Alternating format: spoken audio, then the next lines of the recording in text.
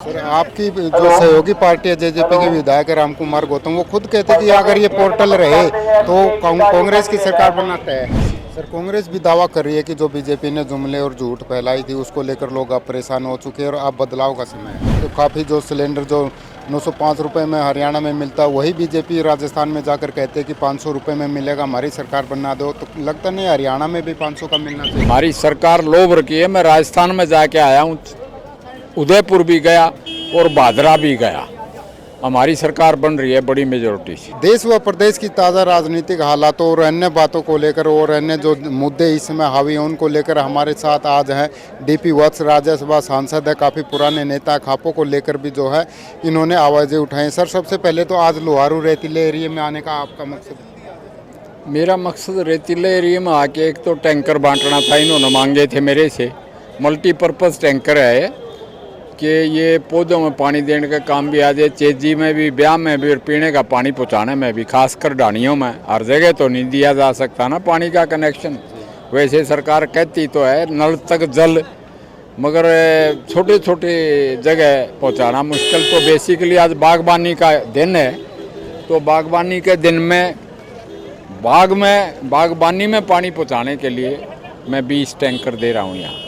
तो सर आज बड़ा मेला यहाँ पर लगा, तो लगता है कि ये जो राजस्थान है यहाँ पर जो है वो बागवानी बढ़ेगी, किसानों की आय किस प्रकार से बढ़ेगी? क्योंकि खुद बीजेपी ने वादा किया था कि 2022 में किसानों की आय 2 गुना हो जाएगी। ये मैं खुद इस बात से बड़ा सेटिस्फाइड हूँ कि इजराइल की टेक्नोलॉजी से यहाँ ग्रीन हाउस भी बनाए हैं और इस डेजर्ट में इसको इजराइल की तरह कन्वर्ट कर दिया गया है। पानी का उपयुक्त प्रयोग और कम पानी से ज़्यादा पैदावार खेती फलों की, सब्जियों की। तो ये इस तरीके से चला जाए तो ये गुलजार हो जाएगा लोहारू का एरिया जो डेजर्ट एरिया था। सर बात करें राजनीति की, 5 राज्यों में जो है अब चुनाव संपन्न हुए, 3 को रिजल्ट आएगा, तो क्या लगता है कि किस प्रकार का रिजल्ट आने वाला है और आने वाला लोकसभा और हरियाणा की राजनीति पर क्या असर? हरियाणा की राजनीति पर राजस्थान का रिजल्ट का असर पड़ेगा। हमारी सरकार लोभ रखी है। मैं राजस्थान में जाके आया हूँ, उदयपुर भी गया और भादरा भी गया। हमारी सरकार बन रही है बड़ी मेजोरिटी से। सर कांग्रेस भी दावा कर रही है कि जो बीजेपी ने जुमले और झूठ फैलाई थी उसको लेकर लोग अब परेशान हो चुके हैं और अब बदलाव का समय है। मैं मैच्योर आदमी हूँ, मेरी 75 साल के करीब उम्र पहुँच ली। मैंने नेहरू भी देखा है, इंदिरा भी देखी है, लाल बहादुर शास्त्री भी देखा है और बाकी वो कई प्रधानमंत्री आए वो भी देखे। हमारा 9 साल का जो लेखा जोखा है उनके 65 साल के लेखे जोखे से कहीं ज़्यादा भारी है और देश के लिए फ़ायदेमंद है। सर लगता है ना कि कितनी महंगाई है कि काफ़ी जो सिलेंडर जो 905 रुपये में हरियाणा में मिलता है वही बीजेपी राजस्थान में जाकर कहते हैं कि 500 रुपये में मिलेगा, हमारी सरकार बना दो। तो लगता नहीं हरियाणा में भी 500 का मिलना चाहिए? देखो जिसका नाम महंगाई है, जैसे हम अनाज की कीमत दे दें बहुत बड़ी, फिर जो अनाज के कंज्यूमर्स हैं उनका भी तो ख्याल रखना पड़ता है ना।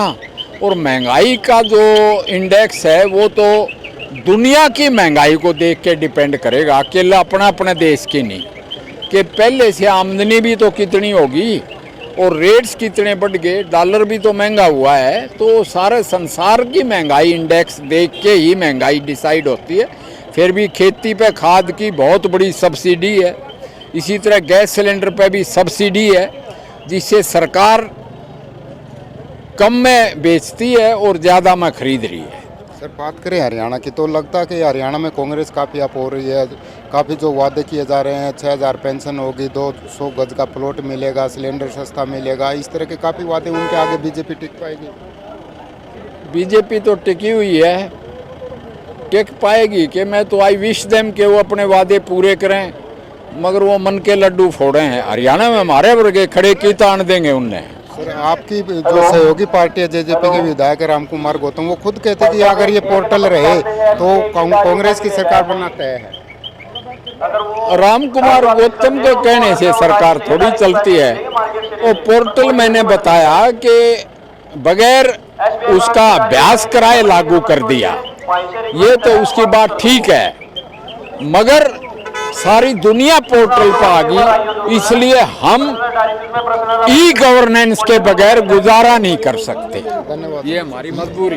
ये तो डीपी वर्ल्ड जिनका साफ तौर पर कहना है कि जो है 5 राज्यों में जो है बीजेपी जो है अपनी सरकार बनाएगी और हरियाणा के जो राजनीति है उस पर राजस्थान का जो परिणाम होगा उसका निश्चित तौर पर असर पड़ेगा। इसके साथ ही उन्होंने साफ कर दिया कि जो दादा गौतम जो नारनौल से विधायक है जेजेपी के, उनके कहने से सरकार नहीं चलती और जिस प्रकार से पोर्टल है वो सरकार की अच्छी नीति है। अब ऐसे में देखना होगा कि इन राज्यों में क्या परिणाम आते हैं और आने वाले समय में ये परिणाम जो है अन्य राज्यों और देश की राजनीति को किस प्रकार से प्रभावित करते हैं। लेकिन इतना निश्चित है कि हरियाणा की राजनीति जो है इन चुनाव पर टिकी हुई है और हर कोई इन नतीजों पर जो है अपनी निगाहें गाड़े हुए है। अपने सहयोगी अमन कुमार के साथ जगबीर गणगस, हरियाणा तक।